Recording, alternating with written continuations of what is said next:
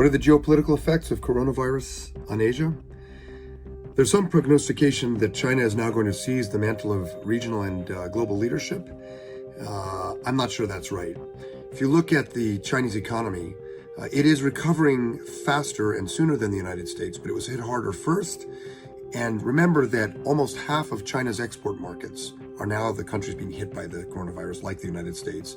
And 60% of China's GDP growth is now service sector based. And the service sector, movie theaters, entertainment, is still largely closed in China. The bottom line is that China's not going to throttle through this economic crisis on its own. We're going to do it together. What about alignment? China is providing medical equipment on a major charm offensive, propaganda offensive, particularly getting high marks from countries like Italy and Serbia. Again, I don't think this represents a real shift in global alignment. You don't see India or Japan or Germany or Canada or Australia or Korea or major countries in the world suddenly saying, we're with China. It's not happening because many countries recognize China's propaganda offensive for what it is, and many countries are unhappy with the Chinese response initially to Wuhan still. China's latest poll numbers in the Pew survey globally in February showed that trust in China was far below trust in the United States and even further behind Japan, despite international dissatisfaction with President Trump's performance himself.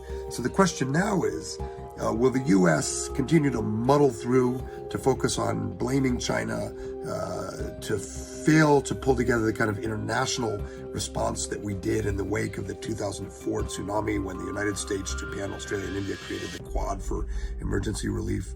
We're in the aftermath of the 2008 financial crisis when the U.S. and other countries, close allies and friends, but also China and India, created the G20.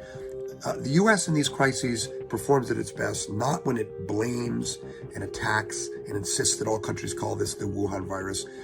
We will compete with China. We can see clearly in the Chinese propaganda campaign that Xi Jinping's leadership in Zhongnanhai sees an ideological, almost existential ideological confrontation with the West, but not a zero-sum confrontation in terms of our health and our economies.